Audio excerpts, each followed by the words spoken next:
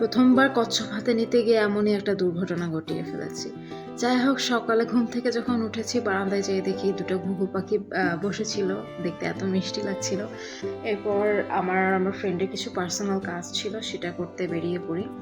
কাজটা যতটা না কষ্ট ছিল তার থেকে বেশি বাজে ছিল এই ওয়েদারটা, যার কারণে আমরা একটা শপিং মলে ঢুকি মেনলি হাওয়া খেতে। বাট ওখানে ডিসকাউন্টের কিছু প্রোডাক্ট দেখে যাওয়া হয় যদি পরে কেনা হয় সেজন্য।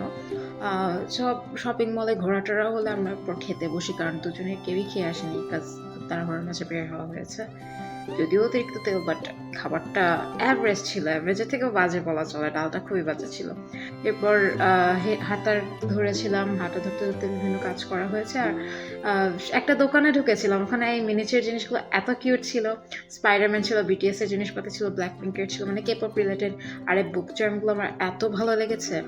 ওখান থেকে আমরা আবার আরেকটা শপে গেছিলাম, সেখানে একটা আমি যে ওয়াল হ্যাঙ্গিং চটের এতটা আমার সুন্দর লেগেছে, আমার মাথায় আমি সেট করে রেখেছি যে খুব সুন আমি এটা বানানোর চেষ্টা করবো, জানি না পারবো কিনা।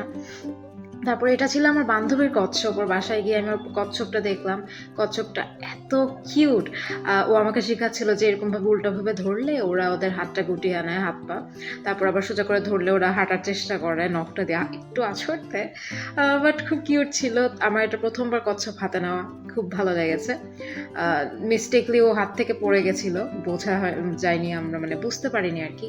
তারপর আমার বান্ধবীর ঘরে কিছু ডেকোর দেখছিলাম, আমরা দুজন মিলেই এগুলো কিনেছিলাম। বাট ওর ঘরে যখন এগুলো রাখা হয়েছে আমি দেখলাম খুবই ভালো লাগছে। তারপরে এই কবুতরগুলো এত মিষ্টি ছিল। আমার বাসায় আসার পথে সবচেয়ে ভালো জিনিসটা হলো এই রাস্তা ভর্তি ফুলওয়ালা গাছগুলো, এতটা সুন্দর। আমার তো জানোই, গাছ দেখলে মন আটকাবে। এরপর একটা বিড়াল রেস্কিউ করলাম। রেস্কিউর পরে বাসায় এসে একটু পড়াশোনা না করলেই না, মানে ক্লাসে কিছু কাজ ছিল আর কি, সেটাই করলাম। ওইদিকে দেখো আমার বিড়াল।